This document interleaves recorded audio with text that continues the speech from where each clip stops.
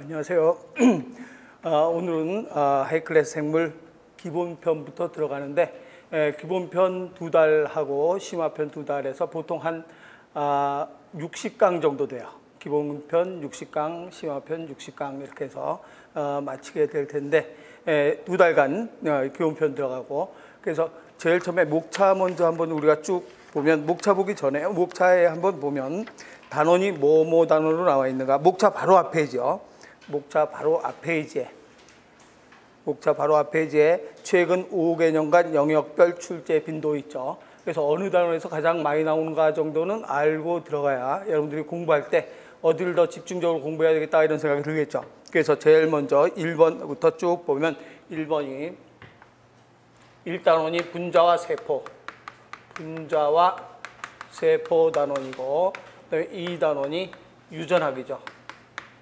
2단원이 유전학이고, 3단원이 진화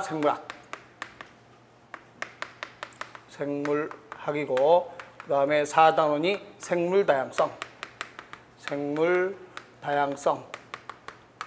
그 다음 5단원이 동물의 구조와 기능이고,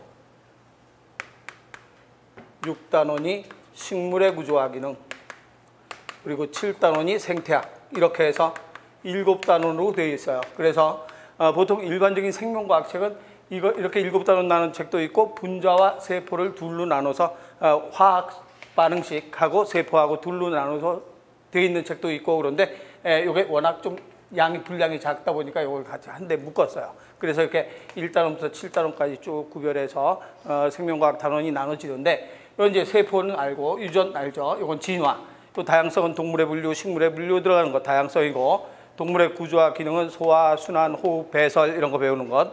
그리고 식물의 구조와 기능은 식물에서 식물의 조직은 어떻게 되어 있는가 이런 거에 대해서 알아보는 거고, 이건 생태학, 생물과 환경과의 관계를 연구하는 학문, 이렇게 해서 알아보는 거죠. 근데 이 중에서 기본편은 뭘 기본편으로 나눴는가 그러면,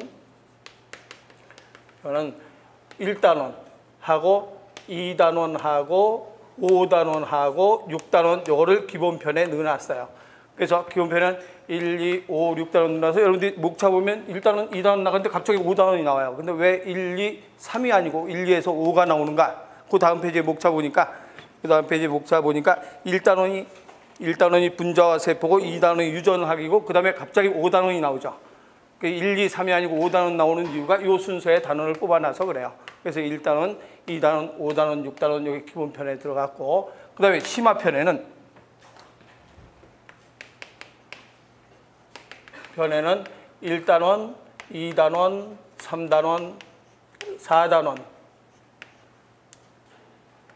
하고 7단원 하고 이렇게 해서 심화편에 넣었어요. 그러면 1단원은 기본편에도 있고 심화편에도 있고, 왜 그런가 그러면 1단원 중에서 이거를 알아야 설명할 수 있는 게 있어요. 그래서 그거는 심화편으로 빼낸 거예요. 그러니까 뒤에 거를 알아야 설명할 수 있는 것. 유전학도 마찬가지, 뒤에 걸 알아야 설명할 수 있는 건 여기다 뽑아놓은 거예요. 그래서 이걸 무조건 이걸 해놓으면 뒤에 것도 모르는데 앞에 거에서 너무 정신이 없어요. 그래서 앞에 하다가 생물을 포기하는 사람들이 있어요. 그래서 뒤에 거에서 갑자기 나오는 거는 이걸로 다 뽑아냈어요. 2단원도 마찬가지, 이걸로 뽑아내서 1단원 이렇게 둘로 나누고 2단원 둘로 나눈 이유는 오래간만에 공부하다 보면 너무 이 생물은 용어 싸움이잖아요. 용어가 굉장히 많은데 그 많은 용어들이 뒤에서 배워야 될 용어가 앞에서 툭툭 튀어나오거든요. 이걸 여기다 집어넣으면 여러분들이 생물을 빨리 포기해요. 그래서 포기 안 시키려고 1단원, 2단원 이렇게 나눠 놓은 거예요. 그래서 2단원은 심화편은 1, 2, 3, 4, 7단원, 기본편은 1, 2, 4, 5, 6단원 이렇게 해서 구별해 놨으니까 여러분들이 공부하기 쉽게, 처음 공부하는 사람들도 좀 더 공부하기 쉽게 생물을 좀 친숙하게 하려고 이렇게 구별을 해 놨어요. 그러니까 그렇게 알고 나가고, 그 다음에 그 목차 바로 앞에 기출문제 출제 빈도 보면 이 중에서 어떤 게 가장 많이 나오는가 그러면 분자와 세포를 보니까 거기 대략 몇 퍼센트가 나왔는가 하면, 분자와 세포는 2012년부터 2016년도까지 출제 빈도를 해놨는데 2012년도에는 몇 퍼센트가 나오는가? 20%, 2013년도에 30%에서 쭉 2016년도에 40%, 평균 몇 퍼센트가 나오는가? 25%가 여기서 출제가 됐어요. 1단원에서.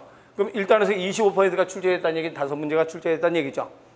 근데 2단원에서 약 30%가 출제가 됐고 5단원에서 30%가 출제가 됐어요. 평균이에요. 평균. 여러분들 쭉 보면 2012년도부터 2016년까지 평균을 내보면 이 정도 평균이 나오거든요. 그러면 요 세 단원의 합이 1단원하고 2단원하고 5단원, 세 단원에서 몇 문제 나왔는가 보면 여기서 5문제 나왔죠. 5, 25, 5문제. 여기서 6문제가 출제가 됐죠. 여기서 6문제. 그럼 12문제, 5문제니까 17문제가 출제가 된 거죠. 그럼 1단원, 2단원, 5단원에서 17문제. 그럼 나머지에서는 어떻게 돼가? 한 문제가 출제되거나 출제되지 않거나 이렇게 되는 거죠. 그래서 그렇다고 우리가 이것만 집중적으로 이거 안 하면 안 되는가? 안 되죠. 왜 그런가? 그러면 이것만 집중적으로 해서 그걸 다 맞으라는 보장 없거든요. 그러니까 이것만 집중적으로 해서는 안 되죠. 그렇지만 가장 시간 투자는 여기에다가 제일 많이 해야 된다는 얘기죠. 여기다 제일 많이 하고 이제 여기는 안 하면 안 되고 공부는 하긴 하되 너무 많은 시간 투자는 하지 말고 이제 공부 요점을 해가면서 공부를 해 나가야죠. 그래서 그런 식으로 여러분들이 1단원, 2단원, 5단원, 1단원, 2단원, 5단원을 집중적으로 공부한다 생각을 하고 나머지 뭐 진화하고 다양성 조금씩 외우는 거거든요. 외우는 거고 그런데 요즘에 경북에서 생태학이 경북하고 부산에서 생태학이 좀 많이 출제가 된 추세가 있어요. 그래서 2016년도에 여기서 3문제 나온 경북 문제에서 3문제가 출제가 됐거든요. 그래서 나머지를 그냥 소홀히 하면 안 된다는 얘기죠. 이번 같이 여기서 3문제 확 출제되면 큰일 나잖아요. 공부 안 해놓으면. 그래서 나머지 다 공부해 놔야 돼요. 해놔야 되고 그래서 공부 이렇게 출제 빈도는 이렇다는 걸 설명을 했고 그 다음에 혹시 쭉 공부하다가 이래도 잘 못 알아듣겠다. 그러면 요 앞에가 기초탄탄이라는 책이 있어요.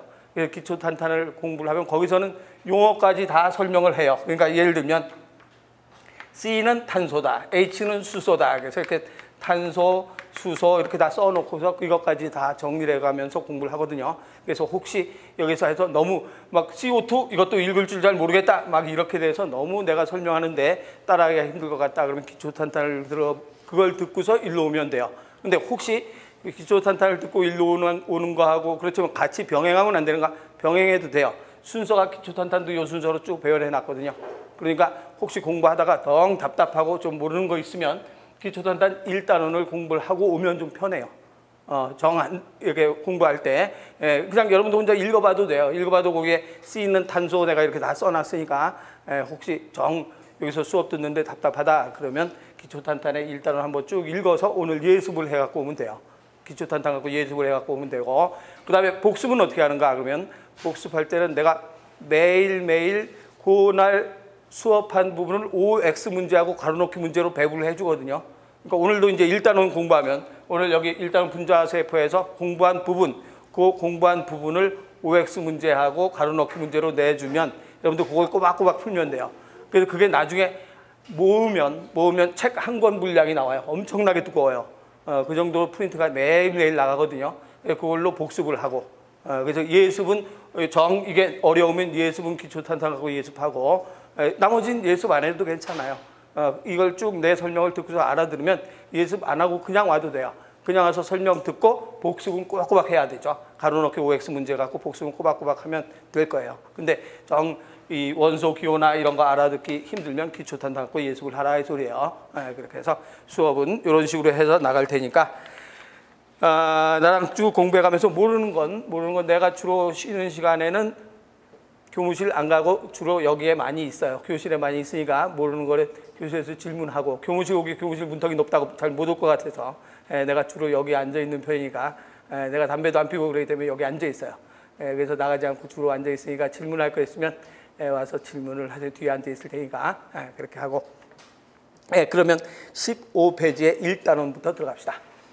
1단원에 원자의 구조와 화학결합, 원자의 구조, 화학결합.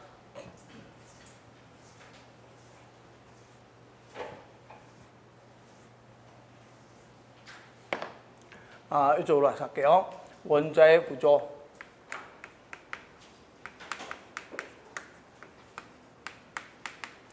우리가 가장 작은 게 원자죠. 뭐든지 다 원자로 구성되어 있죠. 뭐 이런 백목이나 칠판이나 나무나 사람이나 다 뭘로 구성되어 있는가? 원자로 구성이 되어 있다. 이렇게 얘기하는 거예요. 그래서 모든 생명체나 무생물체의 기본 단위는 원자로부터 시작한다. 그래서 탄소, 수소, 산소 이런 것들 전부 원자라고 했죠. 그럼 원자는 가운데 뭐가 있는가? 핵이 있어요. 그래서 원자는 가운데 원자 핵이 있고 원자 핵을 가지고 있다.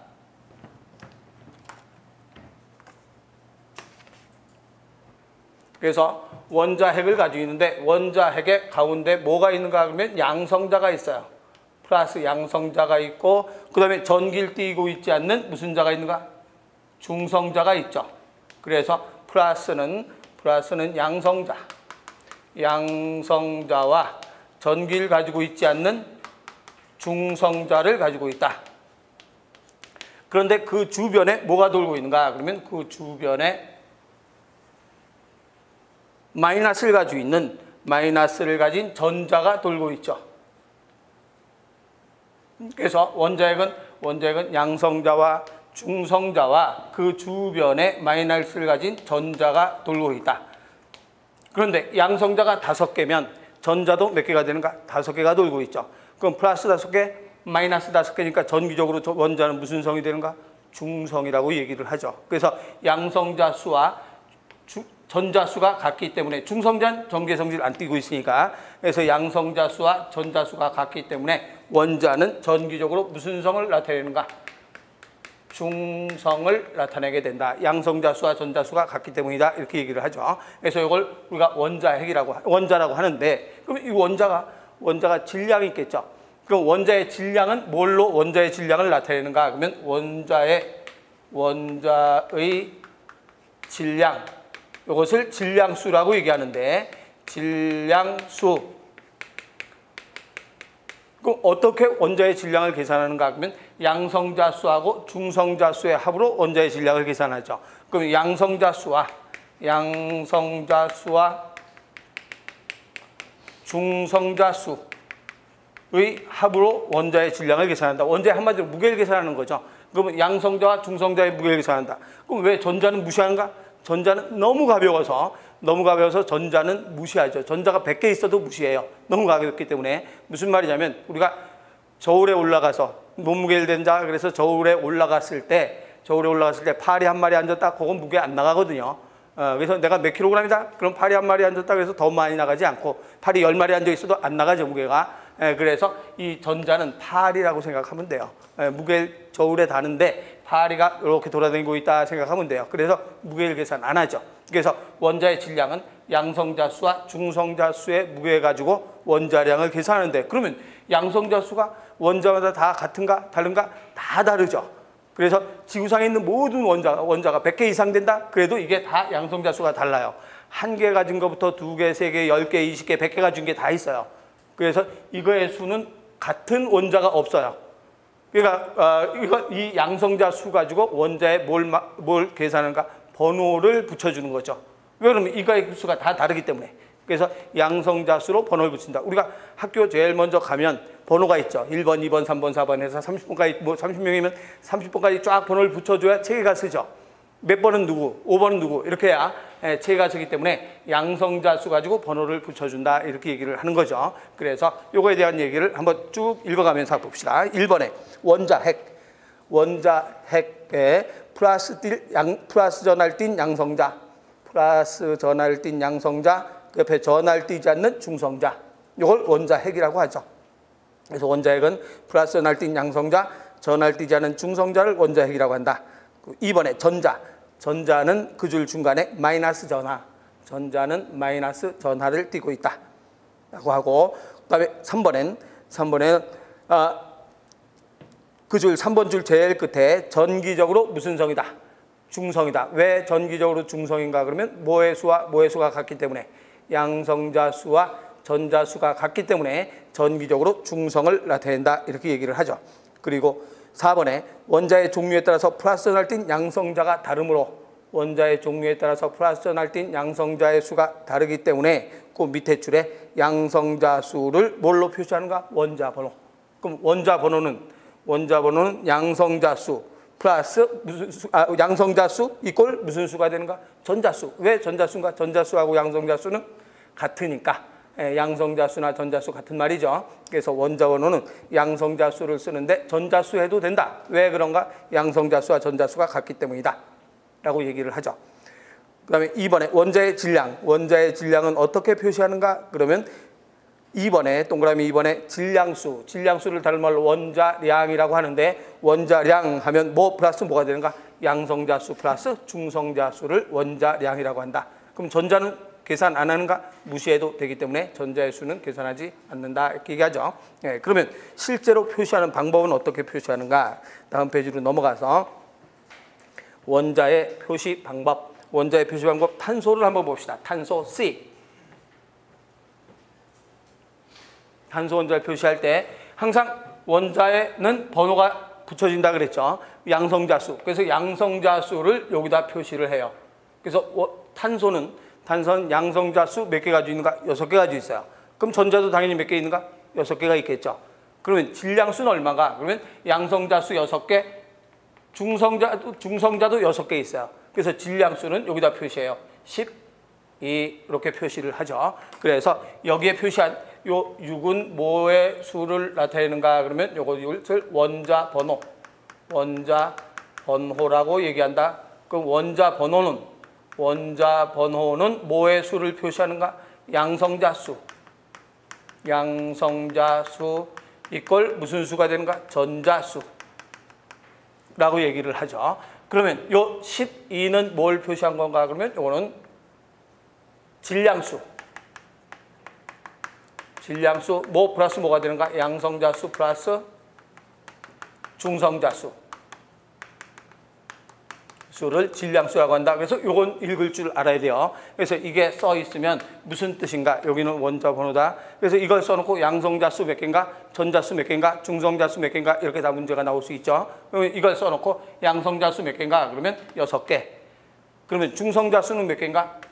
6개. 12에서 6 빼면 되죠. 6개. 그러면 질량은 얼마가 되는가? 12가 질량수다. 이걸 읽을 줄 알아야 돼요. 여기 탄소 원자를 표시한 거죠. 그래서 여기 탄소 원자 보니까 탄소 원자는 원자 번호 양성자수 이꼴 전자수, 그리고 질량수는 양성자수 플러스 중성자수로 표시를 하게 된다. 이렇게 얘기를 하죠. 그러면 이러한 원자 번호와 질량수를 한번, 이건 지금 뭐만 갖고 따졌는가? 탄소만 갖고 따졌지만 다른 원소는 어떻게 되는가를 한번 봅시다. 원자 번호와 질량수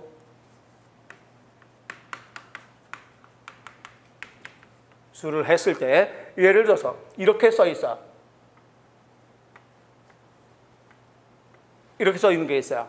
그럼 H는 뭐가 되는가? 수소죠. 수소인데 1 이렇게 써 있어요. 그럼 이럴 때 양성자수 몇 개고 중성자수 몇 개인가를 볼 줄 알아야 된다 이 말이에요. 그러면 이걸 쓸 때 거기 있는 순서대로 할게요. 원자 번호, 양성자수, 중성자수.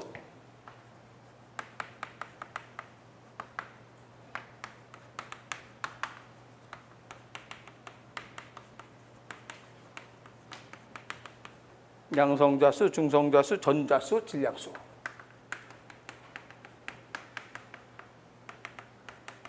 네. 그래서 이것만 가지고 이 안에 있는 숫자를 다 맞출 수 있어야 되죠. 그러면 이렇게 돼 있으면 원자 번호 얼마인가? 이게 원자 번호라고 했죠. 원자 번호 여기 잠깐 와 보면 이게 원자 번호고 이게 질량수. 그러면 원자 번호는 얼마인가? 1번이죠. 1번. 그럼 양성자수 몇 개인가? 원자 번호는 양성자수를 원자 번호로 하니까 1이죠. 중성자수는 얼마인가? 질량수를 보니까 1이 질량수네요. 그럼 양성자수 하나인데 질량수도 하나예요. 그럼 중성자수는 없다는 얘기죠. 그래서 얘는 중성자를 가지고 있지 않은 유일한 놈이 바로 수소가 되죠. 수소 하나만 중성자를 가지고 있지 않아요. 그럼 전자수는 어떻게 돼야 되는가? 양성자수와 전자수는 같아야 중성이죠. 전기적으로. 그럼 질량수는 얼마가 되는가? 질량수는 양성자수 플러스 중성자수가 질량수니까 질량수는 얼마가 되겠는가? 1이 된다. 이렇게 표시할 수 있죠. 그래서 요거 하나를 써가지고 요것만 갖고 뭔가 찾을 수 있으면 되죠. 그러면 탄소를 봅시다. C. 탄소는 6, 12예요. 그럼 원자 번호 얼마인가? 6번. 양성자수 얼마인가? 6. 원자 번호는 양성자수로 표시하니까 6. 중성자수 그러면 중성자수는 양성자하고 중성자 합한 게 10이니까 여기서 양성자수 빼면 되죠. 그러면 6을 빼면 중성자수 6. 전자수도 6이죠. 그럼 질량수는 얼마가? 12니까 질량수는 12 이렇게 표시를 하죠. 그러면 질소 7, 14예요. 그러면 원자번호 이제 쓸 수 있죠. 7, 양성자수 7, 중성자수 빼면 7. 전자수는 양성자수와 같고 질량수는 14. 또 산소는 8번 16이에요. 그러면 원자번호 8번 여기는 양성자수가 원자번호니까 8, 중성자수는 16에다 8 빼니까 8, 전자수는 양성자수하고 똑같고 질량수는 16이 되죠.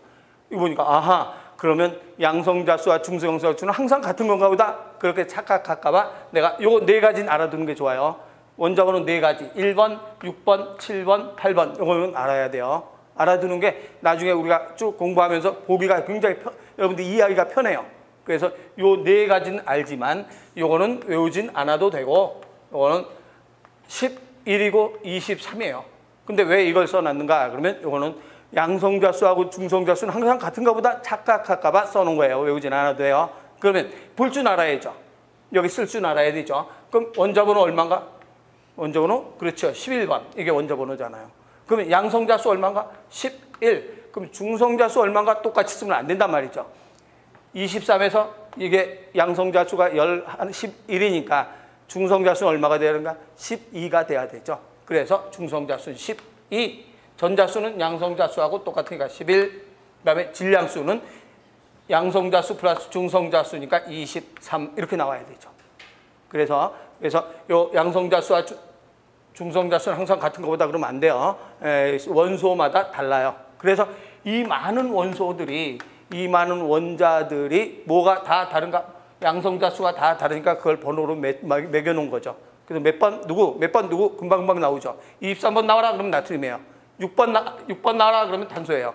그래서 거기에 다 번호를 붙여놨기 때문에 우리가 이걸 파악하기가 굉장히 편리하게 번호를 붙여놨다 이렇게 생각하면 되죠. 그래서 이게 원자번호 보는 방법. 그래서 거기는 써 있는 게 바로 그 내용이니까 수소 앞에다가 이것만 써놓으세요. H11 탄소 앞에다가 이렇게 써놓고 질소 앞에다가 이렇게 써놓으면 여러분들이 나중에 보더라도 아 이렇게 표시하는구나. 그래서 여기 탄소, 수소, 탄소, 질소, 산소, 나트륨 요 앞에다가 이렇게 써놓으면 여러분들이 나중에 보더라도 금방 이게 뭔가를 알 수가 있죠.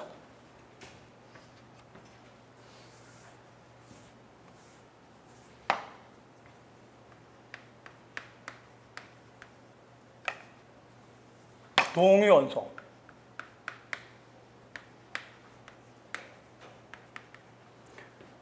동위원소란 뭐가 다른가 그러면 양성자수는 똑같은데 중성자수가 다른 거예요. 그래서 질량수가 달라지는 거죠. 그러니까 예를 들면 탄소가 있다. 그러면 탄소가 6번, 12번이에요. 그런데 동위원소는 어떻게 쓸 수 있는가? 이게 탄소 원소인데 탄소. 그런데 탄소의 동위원소 C하고서 6, 14 이렇게 되어 있는 탄소가 있어요. 그러면 탄소 원소는 양성자수 몇 개가 되는가? 양성자수가 6개. 중성자수가 몇 개가 되는가? 6개. 그래서 질량수는 12가 되는데 이거는 양성자수가 6개. 그럼 중성자수 몇 개가 되는가? 8개가 되죠. 8개. 그래서 질량수는 얼마가 되는가? 그렇죠. 14가 되죠. 그러면 안정해요? 불안정해요? 불안정하죠. 원자 번호가 달라지면 안 돼요. 원자 번호가 달라지면 원소가 바뀌어요. 이게 7번 됐다 그러면 질소로 변해요. 그렇기 때문에 원소는 절대로 이 원자량은 변할 수가 없어요. 그러니까 뭐는 변할 수가 원자량이 아니라 원소 양성자수는 절대로 변할 수가 없어요. 원자 번호는 절대로 변할 수가 없는 거거든요. 그래서 원자 번호는 절대로 변할 수가 없고 뭐의 수가 다른가? 중성자 수가 달라서 중성자 수가 다르기 때문에 이걸 6개로 맞추려고 이 중성자는 어디 속에 있다라고 했는가? 원자 핵 속에 있다 그랬어요. 원자 핵에 원래 양성자 수가 몇 개 있어야 되는가? 6개. 중성자 수 6개가 있어야 되는데 8개가 있는 거죠. 6개가 있고 전자수 6개가 있어야 되죠. 그런데 도미원소는 어떻게 되는가? 그러면 원자 핵에 양성자 수가 6개 있는데 중성자 수가 8개가 되고 전자는 6개가 있는 거죠. 그래서 이게 불안정하죠. 몇 개가 튀어나가려고 하는가? 2개가 막 튀어나가려고 해요. 핵 속에서 튀어나가려니까 핵 붕괴가 일어나죠. 붕괴가 일어나는데 이게 이제 어떤 경우는 방사능을 띠는 경우가 있어요. 그럼 방사능을 띠는 경우는 붕괴가 일어나면서 방사능을 띠고 있기 때문에 쭉 그놈이 옮겨가는 게 표시가 돼요. 우리 쉽게 얘기해서 형광 표시한 거나 마찬가지예요. 그럼 걔네들이 옮겨다니면서 표시가 되는 거죠. 그래서 표시가 돼서 이걸 찾아낼 수 있는 것. 이것을 우리가 무슨 원소라고 하는가? 동위원소 중에서 특히 방사능을 띠고 있으면 방사성 동위원소라고 얘기하는 거죠. 그래서 여러분들은 동위원소 그러면 모의 수는 같지만 양성자 수는 같지만 중성자 수가 다르기 때문에 불안정해서 붕괴를 일으키기 쉬운 원소, 동위원소라고 한다. 그래서 우리 한번 읽어봅시다. 동위원소는 첫 번째 줄에 양성자 수는 같으나 중성자 수가 달라서 양성자 수는 같지만 중성자 수가 달라서 원자 번호는 같고 질량수가 다른 원소 이렇게 줄 쳐놓으세요. 그래서 양성자 수는 같으나 중성자 수가 달라서 원자 번호는 같고 질량수가 다른 원소. 그 두 번째 줄 중간에 동위원소 중에서 방사능을 띤 방사성 동위원소는 불안정하여 방사성 붕괴. 그 다음 그 줄 중간쯤에 방사선이 방출된다. 이렇게 얘기를 하죠. 그래서 방사선이 방출되기 때문에 이 추적이 가능하다 그래요. 그래서 추적이 가능한데 이게 이제 우리가 양성자 방출 단층 촬영 실험이라는 게 있어요. 여러분 알고 있죠? 그거는 양성자 방출 단층 촬영 실험이라고 해서 PET 촬영 기술이 있는데 이런 양성자 방출 촬영 기술 이건 뭘 알아보는 건가? 그러면 예를 들어서 포도당이 지금은 아직 몰라도 되고 조금 요 다음 시간쯤에 배울 거예요. 포도당이 탄소 6개, 수소 12개, 산소 6개거든요. 그런데 요 포도당에 동위원소를 가진 포도당 요거를 14짜리 동위원소를 가진 포도당을 주입을 해요. 혈관에다 주입하면 이게 혈관을 쭉 다니면서 굉장히 이게 많이 분해되는 경우가 있어요. 분해되는 장소가 있어요. 그럼 그곳에선 물질대사가 굉장히 활발하게 일하는구나. 그래서 어느 부분에서 물질대사가 잘 일하는지, 어느 부분이 물질대사가 잘 안 일하는지, 그래서 어디가 잘못됐는지, 심장이 잘못됐는지, 그렇다면 굉장히 엄청나게 물질대사를 또 정상보다 비정상적으로 물질대사를 많이 하는 경우가 있어요. 그럼 거기에는 무슨 세포가 있는가? 비정상적으로 세포 분열을 많이 한 세포, 암세포가 있구나. 이런 것까지 다 찾아낼 수 있는 추적을 할 수 있는 실험이 있어요. 그래서 이게 다 방사성 동위원소 가지고 실험을 하죠. 그래서 어디가 잘못됐는지, 뭐가 이상이 생겼는지 그걸 알아보는 실험. 이런 실험을 우리는 뭐라고 하는가? 그러면 양성자 방출 단층 촬영 실험이라 이렇게 얘기를 하죠. 그래서 이런 실험인데 이건 나중에 이제 좀 문제로 한번 쭉 나오니까 그냥 이런 게 있다 정도. 여러분들 아마 알고 있죠? 이건. 네, 그래서 이런 실험을 하는 것, 이게 바로 동위원소라고 한다. 이렇게 얘기를 하죠. 네, 이렇게 해서 지금까지 우리가 설명한 건 뭐에 대해서 설명했는가 하면 원자에 대한 설명을 했어요. 원자에 대한 설명을 했는데 여기에서 원자에서 이쪽으로 와볼게요. 원자에서 이 전자는 주변을 돌아다니잖아요. 그럼 전자는 들락날락할 수 있을까요? 없을까요? 그렇죠. 아까 내가 잠깐 설명했죠. 몸무게를 다는데 파리가 앉았다. 그래서 몸무게 늘어나지 않는다 그랬죠. 그럼 파리는 여기 항상 고정돼서 앉아있어요? 왔다 갔다 해요? 그래서 움직여 다닐 수 있어요. 전자가 밖으로 나갈 수도 있고 안으로 들어올 수도 있고. 그렇지만 이건 절대로 움직이지 않아요. 원자 핵 속에 있는 양성자는 절대로 이동하지 않는다. 양성자가 이동하면 원자 번호가 바뀌는 거거든요. 그래서 양성자는 절대 이동하지 않고 전자가 들락날락하게 되는 거죠. 그래서 이 전자가 들락날락하게 되는데 그러면 이 전자가 들어오면 중성이 안 되는 거죠.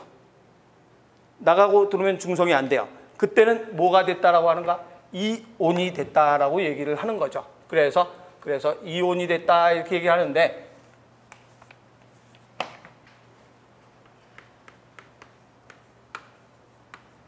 이온. 그러면 이 이온에 대해서 알아보기 위해서 무슨 규칙을 먼저 알아보는가 하면 옥텟 규칙을 먼저 알아보죠.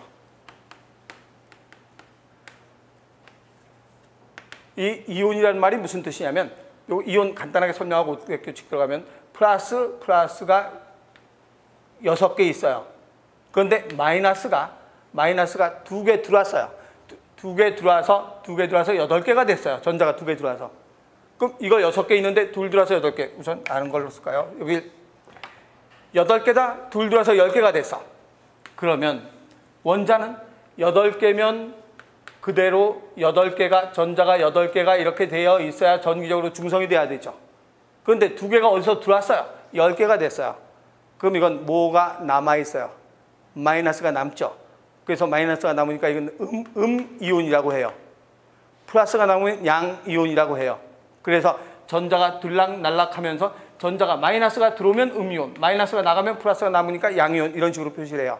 그래서 이렇게 전자가 왔다 갔다 하는 걸 이온이라고 하는데 왜 이온이 생기는가? 그 이유는 바로 옥텟 규칙 때문에 옥텟 규칙이라는 규칙 때문에 이온이 생긴다. 옥텟 규칙이라는 말은 무슨 말인가? 그러면 이 전자는 가장 안쪽에 전자수가 가장 안쪽에 2개가 있어야 돼요. 그래야 안정해요. 그리고 그 다음에 몇 개가 있어야 되는가? 8개. 그 다음에도 8개가 있어야 안정한 게 되는 거죠. 이렇게 돼 있어야 안정하게 된다. 계속 8개예요. 그래서 전자는 가장 안쪽에는 2개, 그 다음부터 8개 있어야 안정된 구조가 된다. 이것을 옥텟 규칙이라고 해요. 그래서 우선 설명 먼저 표시해 놓고 들어갈게요. 이온. 16쪽의 밑에 2번에 이온은 전자의 이동 줄쳐놓고 전자의 이동. 전자가 이동돼서 그 밑에 줄에 전하를 띠게 된 입자를 이온이라고 한다. 전자의 이동에 의해서 전하를 띠게 된 입자. 그리고 그 다음 페이지에 가서 1번에 옥텟 규칙의 세 번째 줄에 전자를 잃거나 얻어서 마지막 껍질에 전자가 8개가 되는 경향성을 옥텟 규칙. 그래서 전자를 잃거나 얻어서 마지막 껍질에 전자가 8개가 되는 경향성을 옥텟 규칙이라고 한다. 무슨 말인가 그러면 산소를 봅시다. 산소를 보면 몇 번인가 그러면 8번이죠. 그럼 산소가 8번이면 안쪽에 몇 개 있다는 소린가? 전자가 항상 안쪽에는 2개만 있어야 안정해요. 2개 이상 들어갈 자리가 없어요. 그래서 안쪽엔 전자가 딱 2개만 들어가지 더 이상 들어갈 수가 없죠. 그러면 8번이니까 양성자수 8개 있어요. 그럼 전자수 몇 개 있겠는가? 그래서 양성자수 8개 있으니까 전자수는 몇 개가 있어야 되는가? 그러면 8개가 있어야 되죠. 그럼 8개가 있어야 되는데 그러면 여기에 그 바깥 여긴 2개밖에 못 채워져요. 항상 안쪽은 2개밖에 못 채워져. 그 다음부터는 8개밖에 못 채워져요. 그러면 하나, 둘, 셋, 넷, 다섯, 여섯.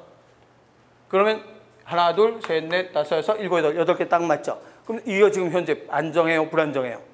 불안정해요. 몇 개가 돼야 안정하게 되는가? 8개가 돼야 안정하게 되거든요. 2, 8, 8 옥텟 규칙. 그래서 전자가 8개가 돼야 안정해요. 그럼 얘가 안정해지려면 뭘 2개 데려와야 안정해져요? 그렇죠? 전자를 2개 데려와야 안정해지죠. 그래서 어떤 상태로 변하는가 하면 전자를 2개 데려오면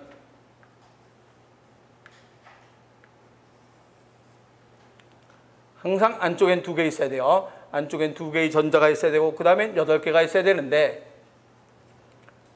하나, 둘, 셋, 넷, 다섯, 여섯. 옥텟 규칙을 만들기 위해서 어딘가 2개를 얻어가지고 와요. 그럼 2개를 얻어가지고 오면 이렇게 2개를 얻어왔죠. 그러면 산소 원자는 양성자 몇 개인가? 8개. 전자 몇 개인가? 8개. 그래서 전기적으로 무슨 성이 되는가?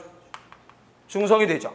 그런데 이건 어떻게 되는가? 양성자가 몇 개가 되는가? 양성자 수는 절대로 변하지 않는다라고 얘기를 하죠. 그런데 전자가 몇 개가 되는가? 2개를 얻어와서 하나, 둘, 셋, 넷, 다섯, 여섯, 일곱, 여덟, 아홉, 10개가 됐어요. 그럼 뭐가 2개 남아요? 전자가 2개 남죠. 그래서 이걸 뭐라고 하는가? 산소 이온이라고 얘기를 하죠. 그래서 이거는 중성이 아니고 O에다가 전자 몇 개가 남는가? 2개가 넘는다. 그래서 여기다가 2개의 전자가 남는다. 해서 E 마이너스. 이 소리는 전자 2개 데려왔다는 소리가 되는 거죠. 그래서 이거는 산소 이온이라고 해요. 원자라고 이제 안 해요. 이거는 산소 원자라고 해요. 그런데 전자를 2개 얻어왔기 때문에 이건 산소 뭐라고 하는가? 이온이라고 얘기를 하지 원자라고 얘기하지 않는다라고 얘기하죠. 그래서 산소 원자, 산소 이온. 무슨 이온인가? 마이너스 2개가 남기 때문에 무슨 이온이 되는가? 이온이라고 얘기하는 거죠. 이온. 그래서 항상 이것을 맞추기 위해서 이온으로 변해 있는 거죠. 그러면 안정된 상태가 된다라고 해요. 그래서 원자와 이온 차이는 뭔가? 그러면 원자는 플러스하고 마이너스가 똑같은 거. 정기적으로 무슨 성 상태? 그렇죠. 중성인 상태는 원자라고 얘기를 하고 원자라고 얘기하고 이온은 플러스가 남으면 무슨 이온인가? 양이온. 플러스가 모자르면 무슨 이온이라고 하는가? 이온이라고 얘기를 하죠. 그래서 양이온, 음이온 이렇게 표시를 해요. 그래서 이건 이온. 그럼 양이온은 전자를 얻은 거예요? 버린 거예요? 전자를 버렸으니까 플러스가 남아 돌아가지. 양이온. 이건 전자를 얻었으니까 마이너스가 남죠. 음이온이라고 얘기하죠. 그래서 전자를 버린 거, 전자를 얻은 거, 마이너스가 돌아다니기 때문에 그래서 그 밑에 양이온은 보통 전자를 잃는 이온을 뭐라고 하는가? 금속 원자라고 해요. 그래서 그 첫 번째 줄에 금속 원자가 전자를 잃어. 그 밑에 줄에 양전하를 띠게 된 입자. 금속 원자가 전자를 잃어 양전하를 띠게 된 입자를 양이온이라고 한다. 그럼 음이온은 뭔가? 그러면 음이온은 비금속 원자가 전자를 얻어. 무슨 전하를 띠게 되는가? 음전하를 띠게 된 입자를 음이온이라고 한다. 이렇게 얘기를 하죠. 그래서 양이온, 음이온 이렇게 표시를 하는 거예요. 그러면 구체적으로 한번 우리가 양이온, 음이온을 한번 알아봅시다. 양이온, 음이온. 그래서 그 밑에 이온 결합에서 이온 결합 이쪽으로 와서 할게요. 이온 결합.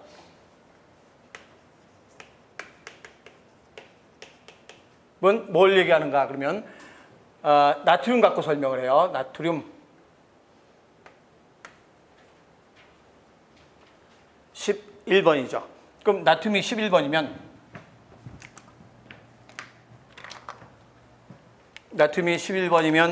제일 안쪽에 옥텟 규칙으로 따지면 제일 안쪽에 몇 개가 있는가? 2개. 2개가 있고 그 다음에 몇 개가 있어야 되는가? 8개. 하나, 둘, 셋, 넷, 다섯, 여섯, 일곱, 여덟. 그러면 몇 개 됐어요? 10개죠. 그러면 더 이상 못 채워져요. 2, 8, 8. 8개가 꽉 찬 상태예요. 그럼 더 이상 못 채워지니까 한 칸 더 나가야 되죠. 그래서 그 바깥쪽에 또 하나 나가서 몇 개가 되는가? 하나가 돼요. 그래야 11개가 되죠. 11개. 그럼 이러면 굉장히 불안하죠. 그러면 8개를 채워야 되죠. 그럼 여러분들이 금방 알죠. 7개 데려오는 게 나아요? 아니죠. 7개 데려오는 것보다 1개를 버리는 게 낫죠. 얘는 1개를 버리려고 계속 애를 쓰고 있어요. 1개 누구한테 줄 사람 없나? 받을 사람 없나? 계속 이렇게 돌아다니고 있어요. 그래서 1개를 버려야 되겠구나 생각을 하고 있어요. 그러면 나트륨이 플러스 양전하 몇 개가 되는가? 11.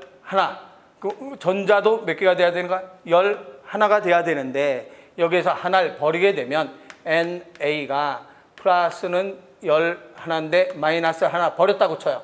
그럼 10개가 되죠. 그럼 뭐가 하나 남는가? 플러스 하나 남죠. 그래서 플러스 하나 남는 이온이다 이렇게 얘기하는 거예요.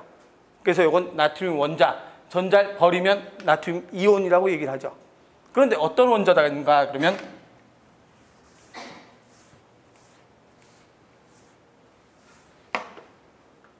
염소 원자가 있어요. 염소. Cl은 염소예요. 염소. 그래서 염소 원자가 있는데 이놈은 몇 번인가? 17번이에요. 이런 건 외우지 않아도 괜찮아요. 17번. 그러면 얘는 몇 개 가지고 있어야 되는가? 17개. 그럼 여기 하나, 둘, 그다음 그 바깥쪽에 하나, 둘, 셋, 넷, 다섯, 여섯, 일곱, 여덟. 그럼 몇 개인가? 10개죠. 그럼 꽉 찼어. 그러면 또 그 바깥쪽에 또 하나 이렇게 생겨서 하나, 둘, 셋, 넷, 다섯, 여섯, 일곱. 꽉 찼죠. 그래서 17개가 됐죠. 그러면 이놈은 뭐 하려고 하는가? 7개 버리는 것보다 누가 버린 놈 없나 해서 하나 주워오는 게 더 낫죠. 그래서 나트륨이 버린 이온을 얻어다가 이걸 얻어와서 채워놓죠. 얘는 버렸고 얘는 받았죠. 그럼 궁합이 딱 맞죠. 얘는 버리는 바람에 바깥쪽이 8개가 됐고 얘는 얻어오는 바람에 바깥쪽이 8개가 됐고 그래서 CL은 어떻게 되는가? 그러면 CL은 플러스가 17개 마이너스 17개 있었는데 CL이 염소가 플러스는 절대로 변하지 않고 마이너스는 몇 개가 되는가? 하나를 얻어왔으니까 몇 개가 되는가? 18개가 되는 거죠. 18개. 그래서 이거는 플러스 17개 이거 18개니까 마이너스 남죠. 그래서 마이너스가 남는다. 그래서 요 마이너스 하나 남기 때문에 이런 모양으로 표시를 하죠. 그러면 이거는 음이온이라고 하죠. 뭘 얻어왔으니까. 전자를 얻어서 음이온 됐고 얘는 전자를 버려서 양이온이 됐어요. 그럼 얘네들 물속에다 풍덩 집어넣으면 어떻게 되는가? 물속에다 풍덩 집어넣으면 NA와 CL이 딱 만나서 붙어 있는 거죠. 그래서 결과적으로 어떻게 되는가? 그러면 이 CL과 NA와 CL이 결과적으로 붙어서 나는 하나 줬고 너는 하나 받았고 그래서 결과적으로 뭘로 되는가? NaCl이라는 화합물이 되죠. 그럼 이 화합물 이름이 뭐예요?